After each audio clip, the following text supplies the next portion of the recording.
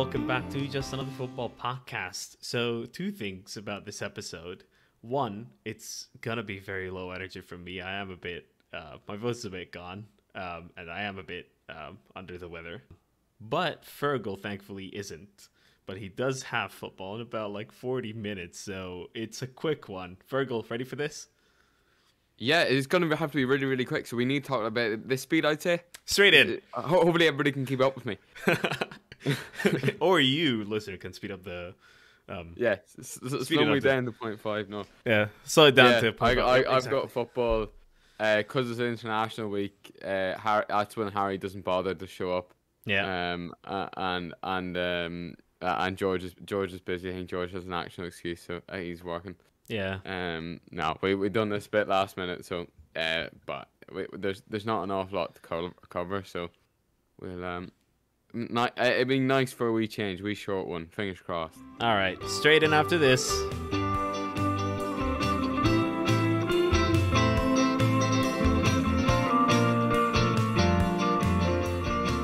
Frank Lampard, your man Frank Lampard, Fergal, was being a bit weird after Everton were being actually typical Everton, losing 4-0 to Palace on an FA Cup quarterfinal. But his comments reminded me of some of the Chelsea Frank Lampard days, and he just looks for anything to blame it.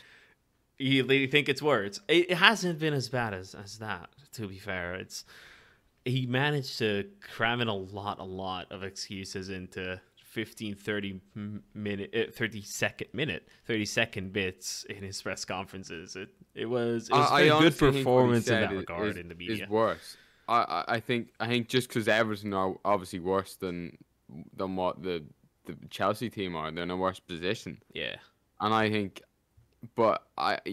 think you can be harsher on Chelsea in that moment. You can't be saying the things he's saying if you're in a relegation scrap. He's come out. He's saying, like, some of the quotes are, "I don't have a magic wand to get inside people's heads and change resilience across the whole squad. That's a work in progress. The difficult thing for us is that we don't have a lot of time in terms of the league to do that. My job title was quite vast as a manager, but to get inside heads and change that with a flick of a switch is not possible. As frustrating it is for me, as frustrating it is for the 4,000 fans who travelled down and people watching at home, that's one we have to fight against." So, like, right there, he's like, he's like, it's not him and the team, it's him and the fans against the mindset of the team. Like, whenever you're trying, you want to get players, fighting for you, being on your side, buying into what you're saying. I just don't. I'm starting to question his intelligence. I've bigged up Frank Lampard for a long time, but it's just becoming like, wow, you didn't learn from his experience at Chelsea. I still think you've done a good job in the grand scheme of things at Chelsea. But one of the big things was he isolated members of the squad that that in a way that when you compare it to Tuchel, he's able to keep people involved in. And it was because of just being so sort of cutthroat, or just so just honest, I suppose, but it's not helping anybody. And then the quote that everybody's probably seen is, "This is a quarterfinal today to get to Wembley, and if you haven't got the confidence to play, you can quickly flip it and say you have got the bollocks to play." Yeah, have you got the bollocks to play? That's the one that's the reality of football. If you fall somewhere in the middle, then don't worry about it. We didn't play bad today. Palace didn't play that well, but it was a loss. It wasn't the tactics. The tactics showed in the first 20 minutes. Palace couldn't get out of their half.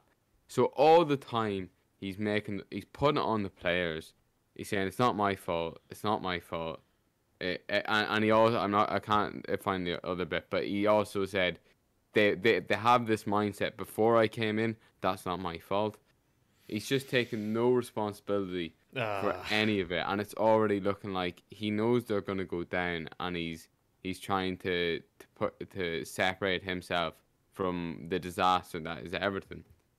Even though if you look at the league, the last result was decent, wasn't it? And like it's in their hands, so it should be so much more positive. Yeah, they won against Newcastle, and the stadium was rocking. I think Everton definitely play on passion, but they're and the fans kind of relying on the energy that the fans can give them. I think if this season was without fans, they'd definitely be down.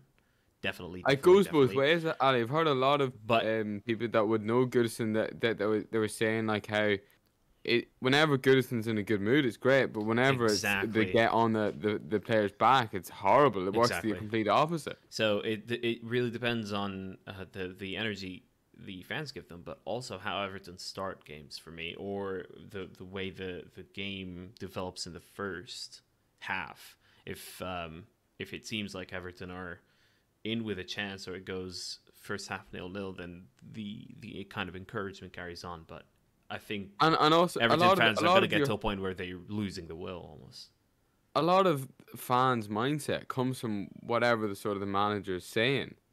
Yeah, and like he's just like there's lots of just different ways he could have handled it. This like he could have just not said a lot of this stuff. He talks about like buttering players up, and and I listened. The first time I listened to this was on the Second Captain's podcast. They make some of the same points, but they're just good points. So I'm going to say them as well. Yeah, great podcast.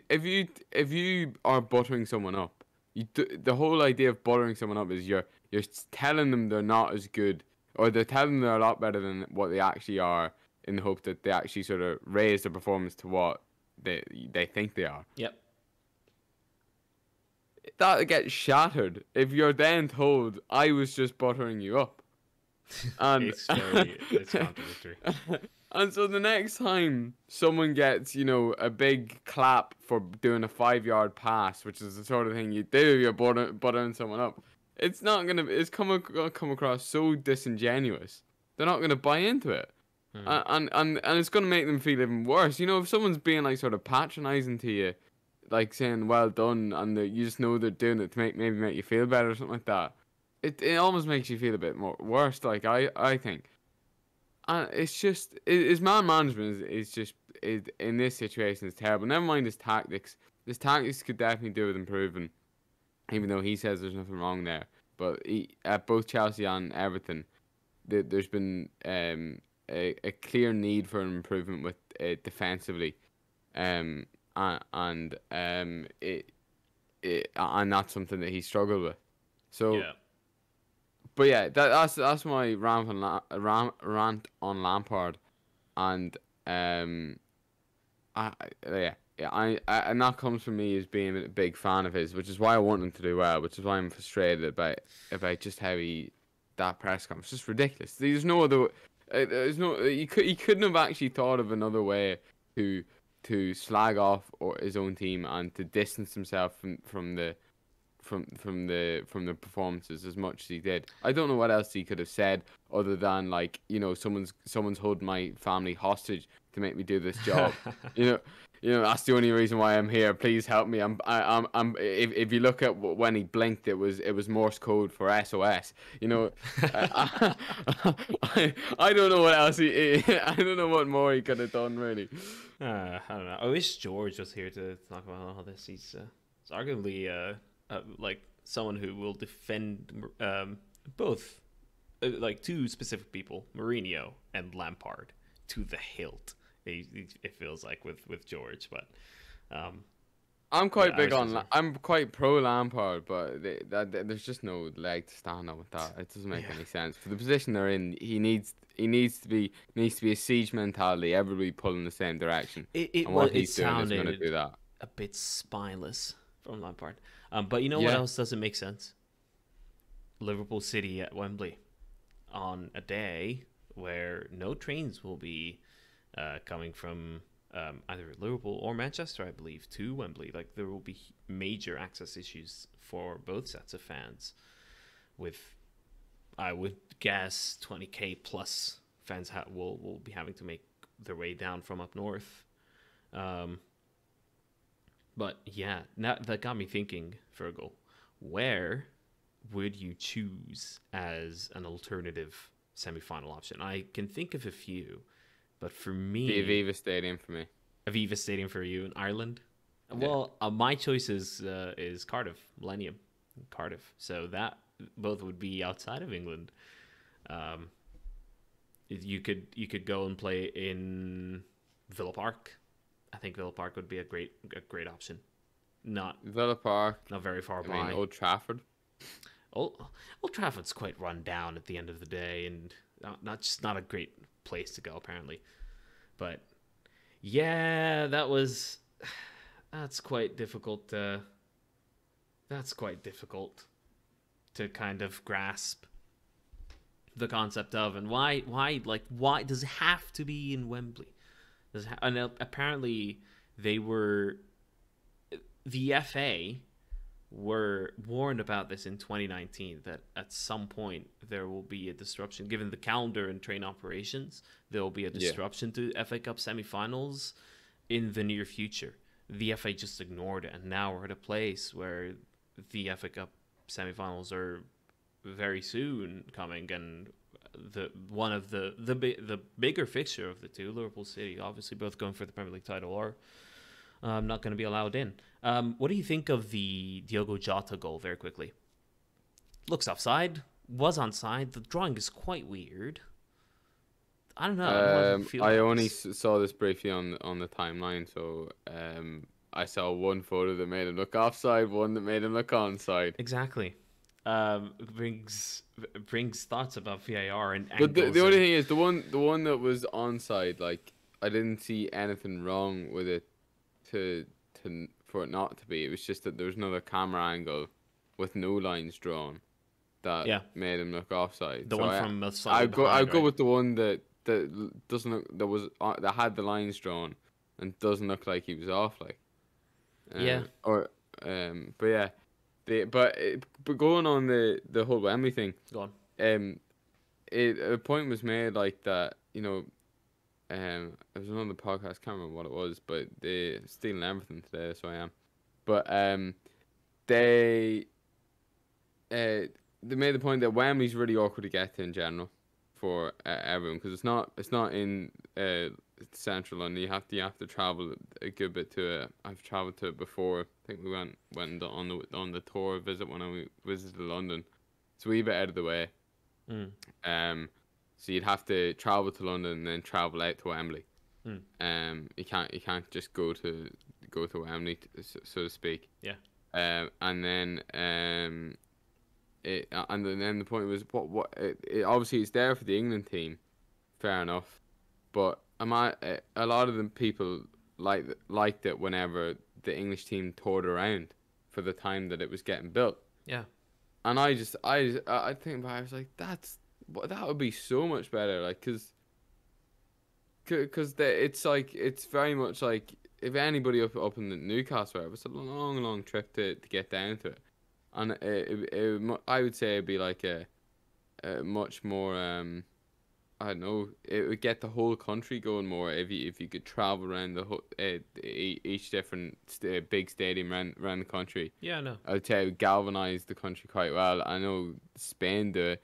Now, the only drawback would be that there wouldn't be sort of a truly neutral venue for FA Cups and stuff like that if Wembley didn't exist, and you couldn't have Wembley Stadium only to be used for three or four games a year or whatever. Yeah. And it's like it has much more of a special sentimental thing other than that, because of the history that's there. But in terms of the national team, I prefer the idea of touring around. If I was an England fan, it sounds a bit better crack. Yeah, I completely agree. Problem with stadiums nowadays is that modern big stadiums have to be out of the way for multiple reasons. Obviously, land pricing is cheaper outside of cities. There won't be enough space to build it in a place central London or whatever, and places for parking, for example. So with that, you have to think about how to give the best access to fans. And well, this all comes in the same week. Ireland and England were announced as the Euro 2028 hosts, so that's quite interesting. Has it been announced? Has it? It has. There were no other bidders for the Euro for this particular Euro. So England and Ireland. Ireland as a whole. I've got it. We'll get it. So congrats on that, I guess. All right, on to the FA Cup semi-final. Of course, it will be Liverpool City and Chelsea. Your Chelsea against Palace got the easier draw, arguably. Interesting to see if they play as well as they've done against Everton. It could be a good match. Be interesting to see how Chelsea fans will purchase tickets for that too, because there will be an allocation that Chelsea fans can get. But I saw news about the FA trying to get Chelsea fans in, but we'll see how that goes. Leeds United. There weren't that many Premier League games because of the FA Cup action. I think only 4 games played. But Leeds United win in extra time again. And you had quite a soft spot for them. It was a bit of a mental game. They got fortunate with Jimenez getting sent off, wasn't it? Jimenez, yeah, that decision was outrageous. I'm sorry. They just bump into each other. That's not a red card. It's only a red card because it looked bad. The collision itself looked bad, but nobody made a foul on the other at all. Like, Melia got the ball, Jimenez ran into him. This is a completely natural state, just one of the dangers of playing a contact sport. Like, come on, that's such a soft decision. But the goals were mental, though. The goals were so scrappy and so mental. Yeah. Fitting of the game as a whole. And yeah, it was just bizarre, and like I still can't get a read on Leeds. Again, it's another positive result, but they were 2-0 down until Jimenez got sent off, so very, very favourable for them that happened. So yeah, again, I can't really tell what way they're going to go in the next game. And I've got a bit of time until then. It's always hard to tell where a team will go in the first 5 games under a new manager looking to install new ideas, but their expected goals against have gone down dramatically, with a similar XG4, I think. So there's obvious improvements, at least defensively, on the short term for now, at least. So let's see what happens. I'm obviously rooting for Leeds because of Jesse Marsh and nationalism, American. So yeah, we'll see how that goes. A huge win for Leeds, though. You would think they're thereabouts in safety mode when it comes to the relegation fight. Obviously, a long way to go, but yeah, they're getting there. They're getting there. But I still can't tell if they've got a momentum or it's just circumstance with things that have happened in their game. Yeah. So yeah, we'll see. But they're one to tune in for anyway. That's for sure. Definitely, very entertaining. All right. Well, now onto the European side, probably the bigger side of the weekend. The European football in France, in Spain, in Italy. Crazy. As ever. A lot of dislikable teams and clubs took a beating this weekend.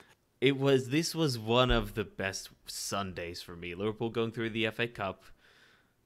Real Madrid losing El Clasico 4-0 at home, having made an off-brand special kit for the game. It's just especially for that game. It's especially for that game and for the women's team in their Champions League quarterfinal that's set to be played today, as we record on the Tuesday, the 22nd. It's just marketing nonsense, and I'm glad that this kit will be remembered for this specific game. Honestly, on a personal level, Monaco defeating Paris Saint-Germain 3-0. Could have been 5 in the first half alone. And Roma, to round it all off, beating Lazio Tammy Was it Abraham 3 with the goals to nil? brace. Tammy Abraham with the brace. Let's start there. Tammy Abraham with the brace. Typical poacher goals. Both just good poachers goals. Right place, right time. Man after my own heart. That's my type of goal I would score on the football pitch. You know what? A man of his size shouldn't find it that easy to tap the Karstorp cross that he got for the second goal from that sort of height. It shouldn't be this easy. This is a very difficult adjustment with the speed that he's running in, his 6'4" frame. I think it's 6'4", and he's 6'2" at the very least. Yeah, and the ability to kind of side foot it very calmly down. At that sort of height, it was a difficult cross. It's a much more difficult finish than it looks. But yeah, and then was it Luca Pellegrini with Luca Pellegrini with an unbelievable hit. Astonishing free kick.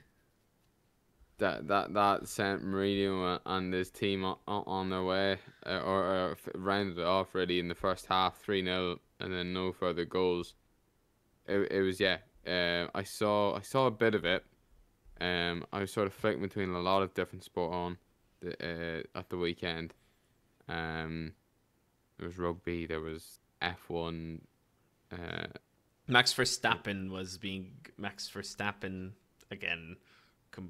Complaining, I guess he's been a bit wordy in recent times.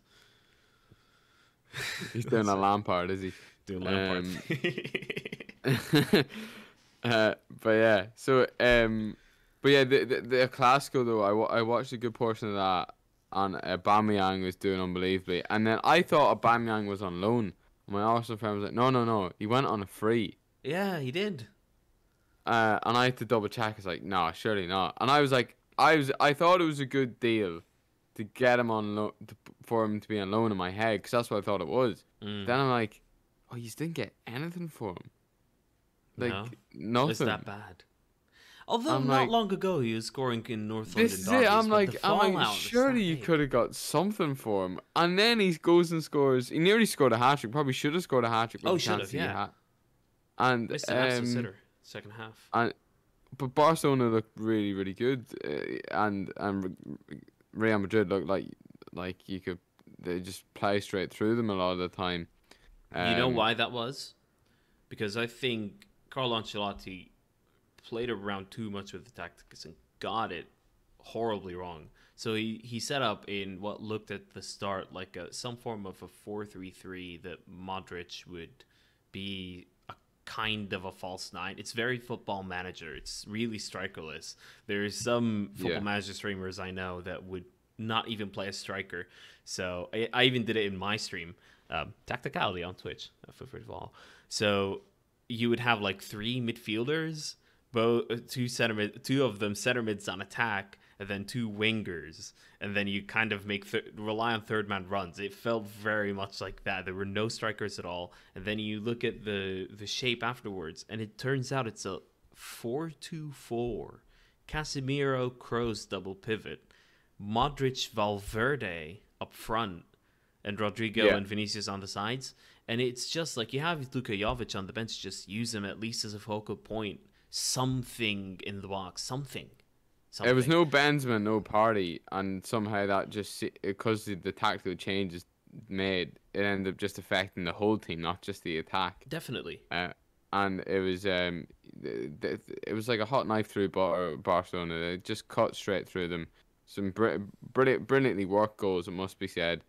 And some lovely finishes, but poor, very poor from Real Madrid, and as you say, good enough for them for that silly kit they put out. Yeah, I'm really happy about that. It's just like and they're charging $200 for it. Yeah, it's like around 150 or something for it. Yeah, and it's just like, why? But the other player I wanted to kind of highlight, Ousmane Dembele looked like he had no way back into Barcelona's squad altogether. Never mind the starting 11. Never mind giving 2 assists in El Clasico. The first one where he absolutely skins Nacho on the left, and or like Barcelona's right, and whips one into a Aubameyang diving header, bottom corner, beautiful. It looks very. I saw like a tweet that has an edited video of that goal and one that's very very similar to it from the Dortmund days, and it's just it's really good. So El Clasico 4-0, PSG losing 3-0, lovely. Roma winning against Lazio, approve. Great weekend of football. Let's move on to the elephant in the room. World Cup qualifiers. The long-awaited international break of March. Boy, is it a big elephant.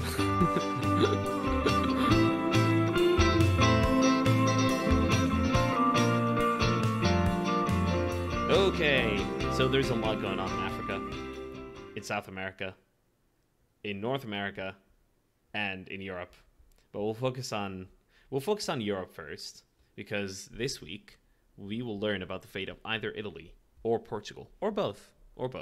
But you would expect Italy to beat Macedonia and Portugal to beat Italy. It's happening this Thursday, so a day after this podcast is released. Make sure you watch those. It will be fun.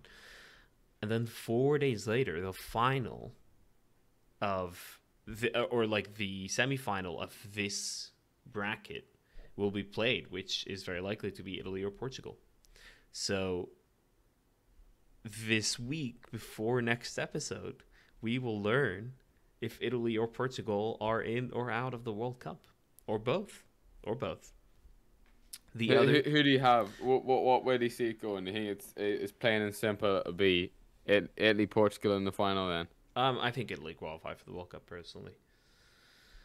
I would think Italy a little bit more difficult Portugal without always seem Chiesa. to have a knack to get through. Yeah, but saying that, Chelsea were able, or not Chelsea, my other team, Ireland, we were able to keep them pretty quiet at the Aviva. Yeah. And we posed a couple of problems. So yeah, I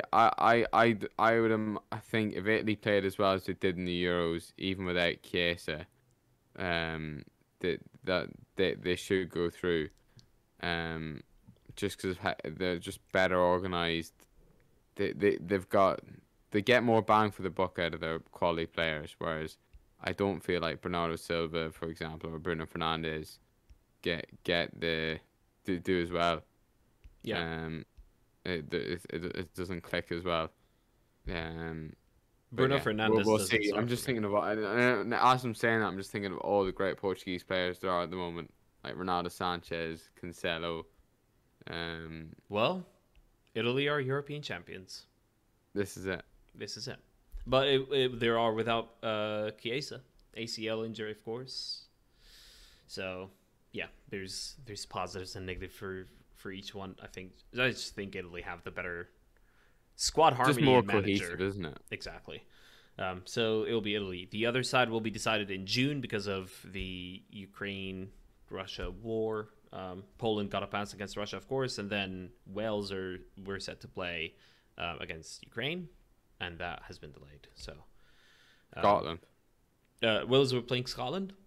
No, Scotland, Ukraine. Scotland, Ukraine. So that that bracket will be decided in June because of that situation. So we'll learn about those later on. But we will learn about 5 further spots this week, this 7-day period in Africa. There's some spicy games here, including my Egypt against Senegal. A replay of the African Cup of Nations final. I'm really nervous. I'm almost at a point on a scale of optimism to pessimism. I'm almost at the start of being completely pessimistic and just accepting fate almost that Senegal will probably make it. The other matchups are Congo against Morocco, Cameroon against Algeria, Mali, Tunisia, and Ghana, Nigeria, which is a kind of a rivalry of its own. But don't be fooled by the name of Ghana. They've been horrendous recently, and Nigeria should find it easy. So who should run us through who you expect to go through out of those 5 games. So to clarify things, those are 5 matchups, home and away, between each two teams. The matchups I mentioned. Whoever wins on aggregate goes through. My money is on. If I was a betting man, I don't bet. Morocco. Anybody wants to do an ACA? Here comes a 5-way ACA. Do the opposite of what I say. Nothing I say turns out. So Congo, Morocco. I will go with Morocco. Cameroon, Algeria. I'll go with Cameroon. Just based on Algeria were terrible in the Africa Cup of Nations. Yeah, and after that big run of being undefeated, wasn't it? Yeah, it was a big run of being undefeated. You could make a case of they'll make their resurgence and then like kind of play with anger and burst through against Cameroon. But I think Cameroon. Mali, Tunisia. I want to go with Mali. They haven't been to the World Cup yet. They have a bunch of exceptional midfielders. A bunch. Egypt, Senegal. It's going to be Senegal, I think. Ghana, Nigeria. That's probably the easiest one, to be honest, Nigeria. So those are the 5. All right. Moving on then to my neck of the woods. North America. Because there's a lot of dynamics here at play. So you have 3.5 berths. So 3 automatically qualify, currently occupied by Canada.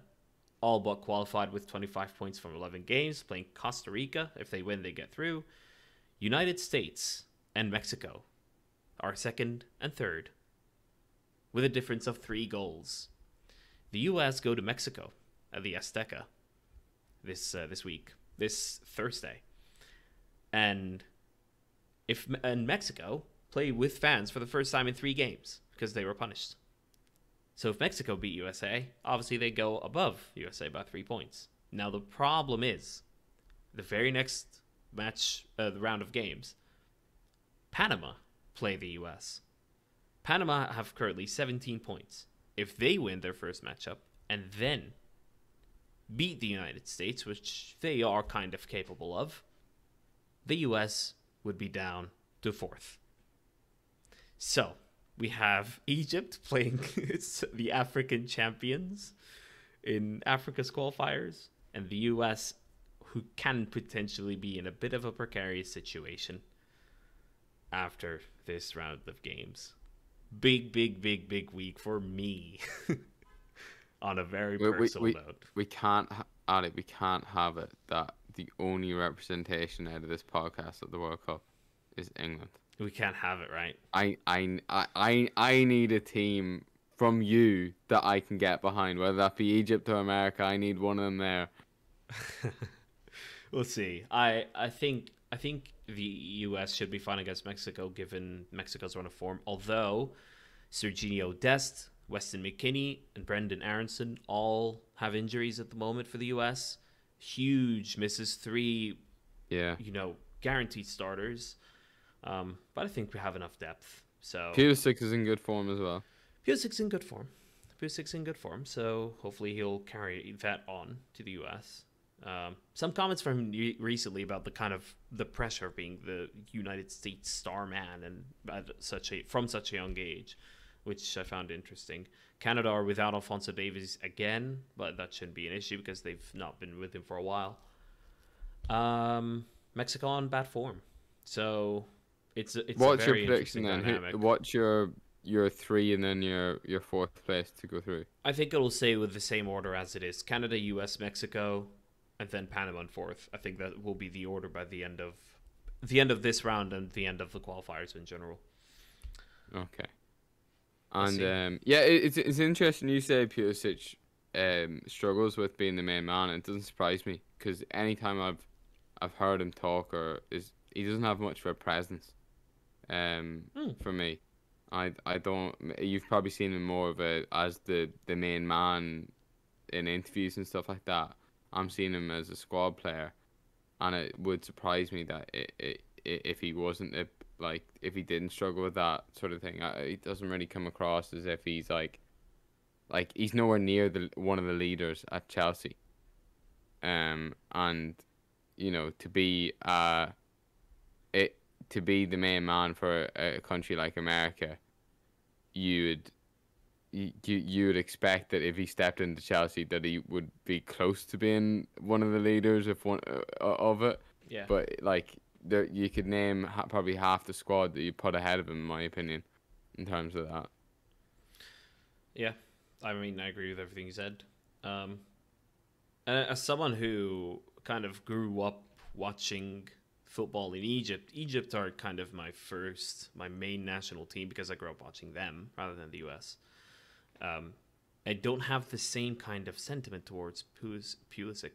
I prefer to say Pulisic because of his Croatian origins, heritage, maybe, however you want to put it. So, yeah, I just don't get the same feeling from Pulisic that he's kind of the main US star. I don't know. If anything, I have a kind of a sentiment towards Brendan Aronson because he was actually Philly Union before he went to Austria. Mm-hmm. Okay, so huge, one of the biggest international breaks in a long time. A lot of World Cup qualifying berths. Probably all, if not, well, the vast majority of World Cup national teams will be decided by the end of this Here's break. a good question for you, Ali. Yes. Out of the non-European games, if you tell them one game to watch, out of America and Africa, because a lot of people don't have time for it, so you can't be giving them two. You have to give them one game to watch. It's gonna be good. It's gonna be tasty out of this international break. What one of those are you gonna go for? Are you gonna go for is it perhaps the African Cup of Nations replay of the final? Is it the classic America versus USA derby? What are you gonna go for? America versus USA, of course. Mexico, I think you meant to say. Yes, America versus USA. Yep. That's just the elections, isn't it? Yeah. Wow. Nice. Yeah. Mexico. Yeah. Right. USA versus Mexico. Crikey, that's such a difficult question because I mean there's a lot. I mean, even Ghana, Nigeria, which should be an easy ride for Nigeria. It won't be easy, of course, but like relatively comfortable it should be because Ghana's in such bad form. There's Egypt, Senegal. There's Cameroon, Algeria. Okay, I'll tell you what. I will go for, not because they're one of my national teams, Mexico, USA, for several reasons. Mexico are playing there for the first time with fans in 3 games, so it's going to be a good atmosphere, you know it, and it's the main derby of North America. They're equal on points. If the US lose or if Mexico lose, they're in a pretty precarious situation. They have to win their next game. Mm-hmm. US Mexico for me. That's a great pick for a lot of our UK listeners. Just on at 2 a.m. in the morning, that game. I'd stay up for it. It's gotta be worth it. I don't know. But you asked me the most entertaining one, not the most difficult for European listeners. Yeah, Mexico, USA. That'll be my pick. All right, very quickly, because I know you gotta go for pick up soccer. Fantasy. We haven't done that in a while. Yeah, just another still fantasy a thing. picks. We're still doing it. Yep. We've been doing it in private in our chat. I don't know the results from the last 3 game weeks. You know what? I won't go through it. I'll just point out a few sort of ones were well done. Well, me and George forgot in the last once each in the last 3 weeks. So slapping the wrist for us. I've been poor. I've only in the past 3 weeks I've only got 4 points, Wow. which is not good. Ada, you've done all right. You've got in the last 3 weeks you got 12 points. Kane was your main one. Against Brighton, wasn't he? 2 game weeks ago. George has gotten 9. He forgot, and then he got Saez, and that didn't go too well. But he did pick Wood on game week 28. And then Harry's the best performer, very consistent from him. What's that, 15? No, sorry, 10, 18 points he's got. Quick maths. 18, wow. And he had Jimenez, Che Adams, and Podence. And so the scores on the doors are scores on the door. It's still pretty far off. So Harry's got 102. I'm in 4th place. I'm in 3rd place on 125. Ali, you're on 136, and still way out in front is 160. We've got. Have you've used up? You used up all of your plays. Yep. I've still got my triple captain. George still has his pick a player twice. Mm-hmm. And Harry has got a triple captain left. So that's user updated on that. I'm sure everybody was on the edge of their seat for that one. Of course. But yeah, I need to look at the. I've sort of fallen out of interest in my own FPL as well. I'm kind of keeping my hand in a little bit, but I need to have a look at the fixtures coming up, pick and look at the players who are in form who I can still pick. Pick wisely my triple captain. Well, you have 2 weeks to make a decision. Don't delay it. So, George way out in front because of one bloody most solid double game week against Leeds. 84 points. I still can't believe it. All right. Whatever. Okay, so, guys, lads and ladies, enjoy the international break. It's going to be fun. And we'll see you next week when some of them have been decided. Good God, it will be good. But yeah, other than that, thank you, Fergal. Thank you for making this a very quick episode. Enjoy football. Cheers, thank you. I will. All right, and thank you all for listening, and we will see you next time. Cheers.